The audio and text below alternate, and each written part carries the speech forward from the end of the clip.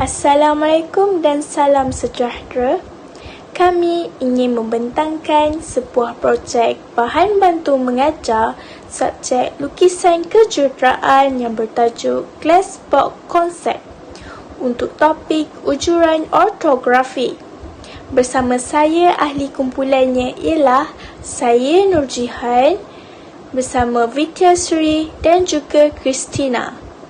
Objektif kajian ini adalah untuk membantu pelajar memvisualisasikan pertukaran objek 3D kepada lukisan 2D, manakala masalah utama yang didapati dalam kalangan pelajar adalah sukar menentukan kedudukan pandangan atas, pandangan hadapan dan pandangan sisi mengikut sistem ujuran sudut pertama ataupun ketiga. Oleh itu, kami memilih untuk menghasilkan bahan bantu mengajar berbentuk model fizikal interaktif menggunakan kotak lutsina dan bongkah geometri. Okey semua, mari kita kenali fungsi bahan bantu mengajar. Yang dihasilkan ini adalah fungsinya sebagai medium visualisasi ujuran ortografi.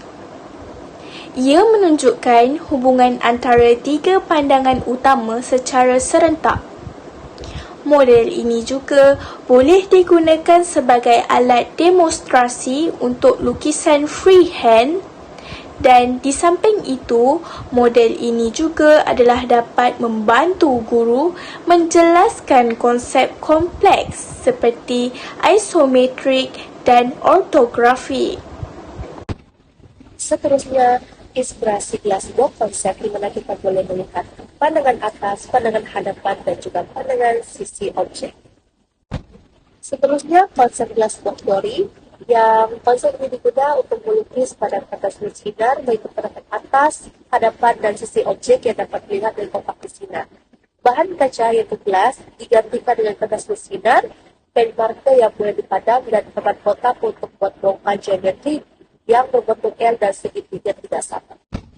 Slide seterusnya ialah konsep Glassbox DIY dan bahan-bahan yang kami gunakan ialah kertas lutsina PVC menggantikan kaca Glassbox, pita pelekat, dua buah kotak kecil, kertas warna dan pen warna untuk kami melukis pandangan sisi hadapan dan atas. Cara-cara pembuatan, memastikan kertas lutsina PVC itu diukur mengenai size kemudian dipotong kepada 6 bahagian. Lepas itu cantumkan ke 6 bahagian sehingga terbentuk sebuah kotak.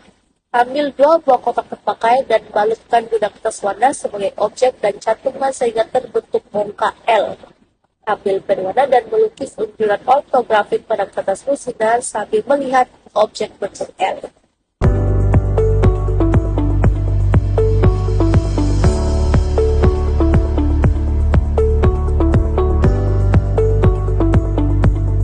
Mula-mula kita harus menyediakan objek berbentuk L. Saya mencantumkan 2 buah kotak menjadikan dia berbentuk L. Objek A mempunyai ketinggian 12 cm, panjang lebar 2 cm. Kemudian objek B pula panjangnya adalah 13 cm dengan ketinggian 3 cm. Kemudian saya menggunakan pelbagai kertas warna untuk memberi pandangan yang lebih mudah dan jelas dilihat. Ini merupakan pandangan sisi, ini merupakan pandangan atas, ini merupakan pandangan hadapan.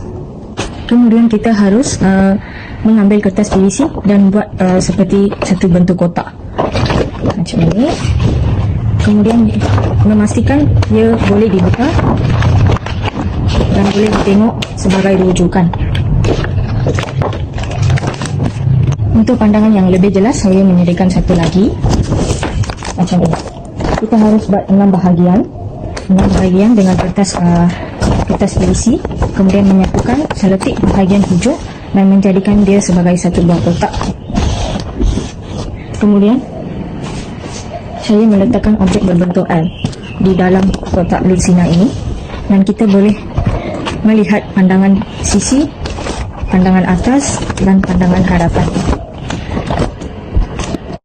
Kemudian kita juga boleh menggunakan box PVC lutsina menggantikan kotak Glassbox konsep yang boleh dibuka semula untuk rujukan. Kemudian meletakkan box berbentuk L di dalam, kita boleh melihat bahagian sisi, pandangan hadapan dengan pandangan ni merupakan pandangan atas, pandangan sisi dengan pandangan hadapan. Kemudian kita boleh mengambil marker pen dan melukis untuk pandangan hadapan. Menggunakan freehand untuk melukis pandangan 2D daripada objek 3D. Ini membolehkan mereka mengetahui pandangan 2D secara mudah dan jelas. Kemudian pelajar boleh buka semua kotak untuk melihat secara keseluruhan unjuran ortografik pandangan 2D objek 3D. Kesimpulannya, projek BBM ini dapat memvisualisasikan objek 3D kepada 2D, jelas menunjukkan pandangan atas, sisi dan hadapan, aktiviti interaktif yang menarik minat pelajar.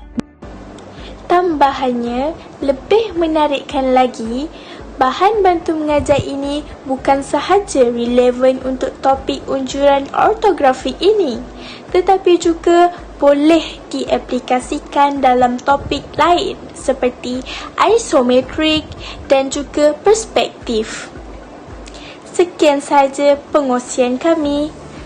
Terima kasih.